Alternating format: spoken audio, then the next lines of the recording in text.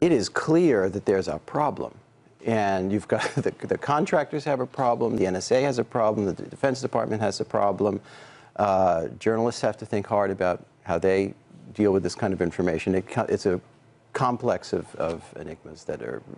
But how much do you worry that... Now, we don't know exactly this story, because nobody knows whether this data, whether he was selling this data, whether someone was trying to pay him to go get this data, or whether, frankly, he just brought it home and was going to use this for himself. And there's a long history of people in government taking stuff home. Right. I mean, in the Sandy Berger incident, John Deutsch. Right. I mean, these are people at a very high level. So, you know, it's always fun to speculate, because it just is, but we don't really know enough about this particular guy that he's a clone of Snowden in some way. We just don't know enough. How much was it? What was it about? I mean, it's a ton of material. A ton. So that's not in the sock. Yeah, roughly speaking, a ton. Or something. But this was apparently code that you could use to break into other to surveil other foreign governments.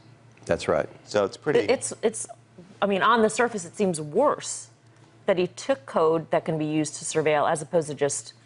But this was not. He doesn't sound like an idealist. I mean, this doesn't sound like Edward Snowden style. Right. So far, there's no evidence whatsoever that this is a politically or ideologically motivated crime. I mean, and with the word alleged next to all of it. So far, there's no evidence yet that he was, you know, in the service of a foreign government, say. There's just not this information yet.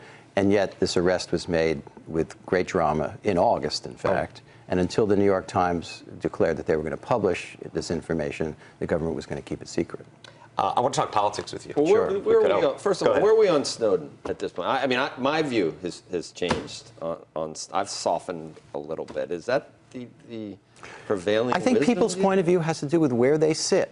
In other words, if you must be sitting somewhere else, because initially, you know, I'm a journalist. Yeah. And I am not going to, over time, have all my information come from official sanctioned sources, right? I mean, the notion that somehow journalists, and I've gotten yelled at, as you have, and you all probably have, by people in government, that somehow we journalists are committing a crime by publishing information that's not sanctioned by governments or PR departments of investment banks or whatever, you know, surface level information.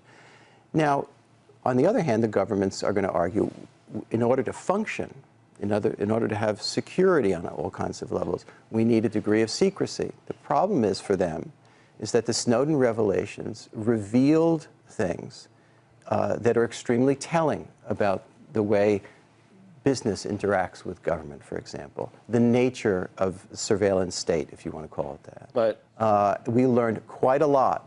And so the cliche now, the kind of middle ground cliche is Snowden started a conversation that was essential. I mean, we as a society it's tough for me to get out. Have benefited. You know, we may have benefited from Snowden. So you know the president, pardon? Would he ever do that? Could this guy ever come back? Does he need, if he comes back, does he need to face justice? Does he need to go to jail? The now ex-Attorney General Eric Holder hinted at as much, that he was for that. And I don't know anybody in the Obama administration that's personally closer to the president than Eric Holder. So would I be very surprised if on Obama's last day in office that he pardoned Edward Snowden sitting in Russia? I would. I would. Hey CNBC fans, thanks for checking out our YouTube channel. Here you're going to find videos packed with all of the information that you need to be smarter about your finances. You can subscribe by clicking right here and click on all the videos around me or the I right here to watch the latest from CNBC. Thanks for watching.